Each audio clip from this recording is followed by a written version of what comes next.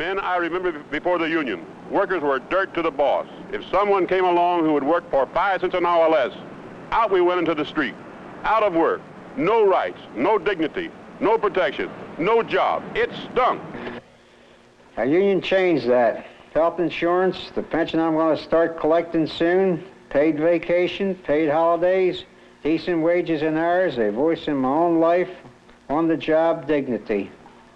Nobody's going to take that away from me now. Anybody trying to bust my union is in for a fight, one hell of a fight. Fight for my union? Damn right I would.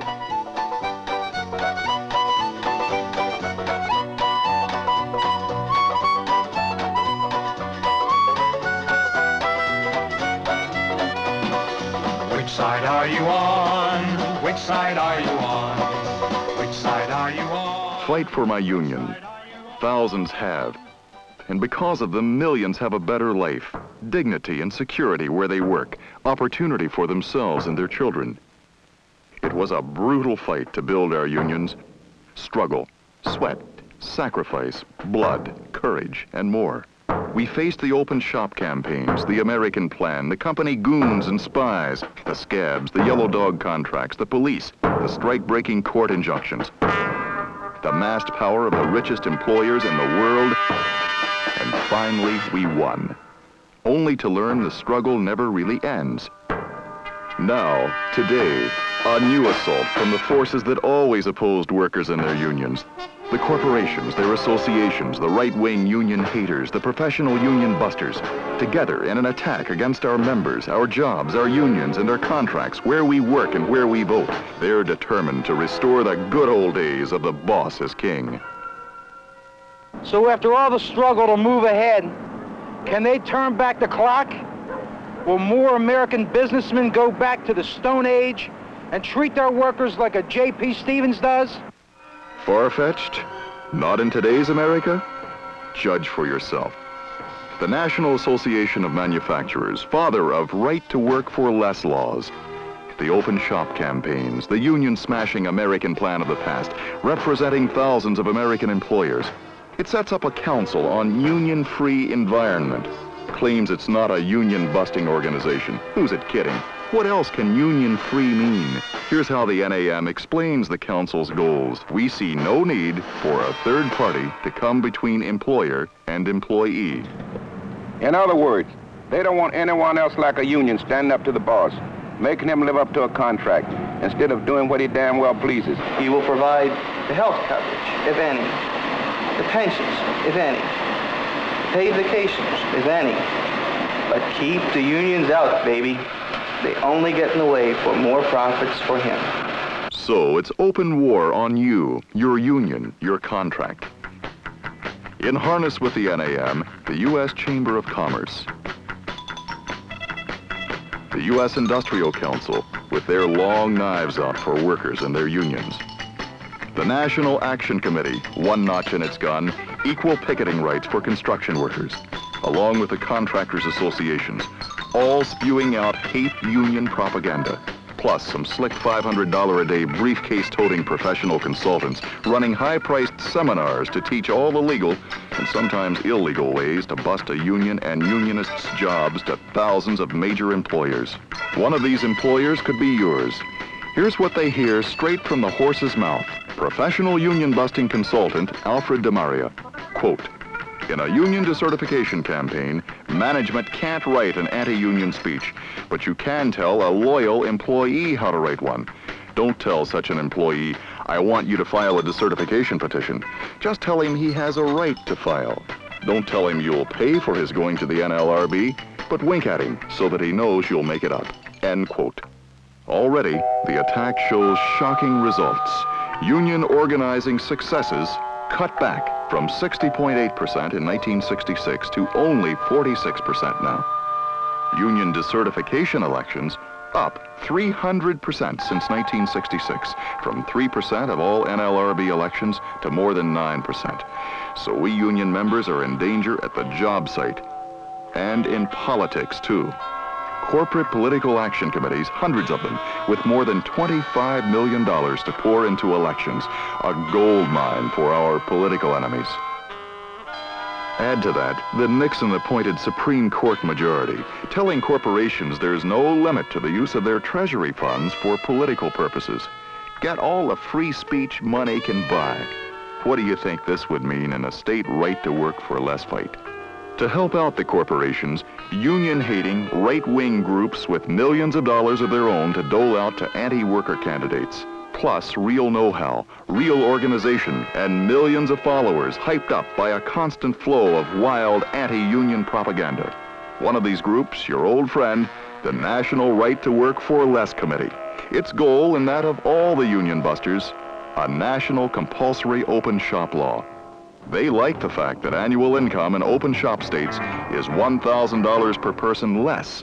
That's $4,000 a year less for a family of 4.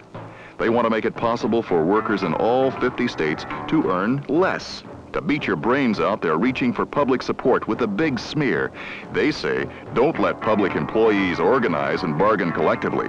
They're a menace to our communities, our states, and the whole nation. Our enemies say unions are trying to take over America. Unions want to control the election process. Unions are moving our country down the road to socialism. Unions are too powerful. Union bosses, power-hungry union members, arrogant American workers, czars of organized labor, villains, henchmen.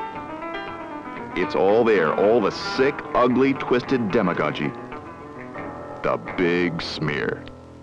What if the smear works? What if the unthinkable happens?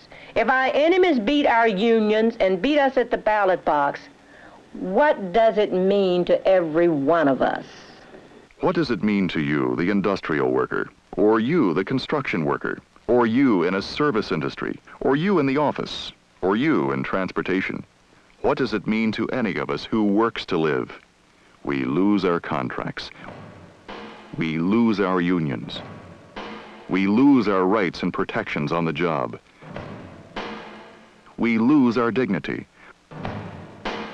We lose our security and our families, our wage and benefit standards, and everything else unions have won over years of struggle and sacrifice.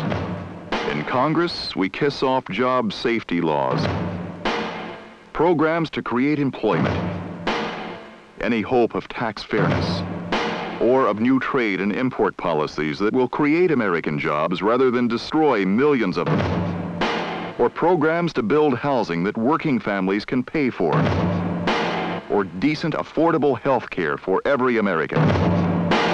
The drumbeat is endless. We could even kiss off our jobs, where the first to go would be good union people. We've learned now it will always be a struggle. Today's is just one more battle in a long, long war. It did not start this year. It will not end this year. But it must be fought this year and for many to come. For it is forced upon us by our enemies. By the National Association of Manufacturers with its Council on Union-Free Environment, by the U.S. Chamber of Commerce, pace-setter in anti-unionism for decades, by the U.S. Industrial Council, union smashers from way back, by the National Right to Work for Less Committee, and the entire union-busting right wing, by hundreds of corporate political action committees with millions and millions of dollars for anti-worker candidates. What do we lose if they win? Our contracts, our unions, our security and our families, our dignity at the workplace, our wage standards, our fringes, and maybe even our jobs. It'll be a wipeout. How do we fight back? Where you work. Be alert. More alert than ever to any management effort to weaken your union. It's bound to come. When it does, defend your union. We've got a job to do politically, too. We must inform our brothers and sisters, urge them to vote for good candidates, and to oppose the bad ones, this year and every year. COPE dollars. Collect every buck you can to help our friends against a torrent of money from the union busters. Local unions, go for a checkoff in your contract for contributions to COPE from your members. It's your right under the law. COPE committees and local unions. If you don't have one, get one going now. Communicating with your union brothers and sisters nonstop, all year, every year. Talking up COPE, talking up the issues, talking up our candidates. The big thing is to act, think, talk, and be union. We can win. History's on our side. 200 years of it. We've won before over the open shop crusaders, the American plan zealots, the hired head bashers, the goons and spies and scabs and finks, the NAM, the U.S. Chamber, the right to work for less crowd and their right-wing buddies. We won because we had members and leaders willing to risk, willing to stand up and fight, determined to triumph. We still do, and because we do, we will win again. Are you on?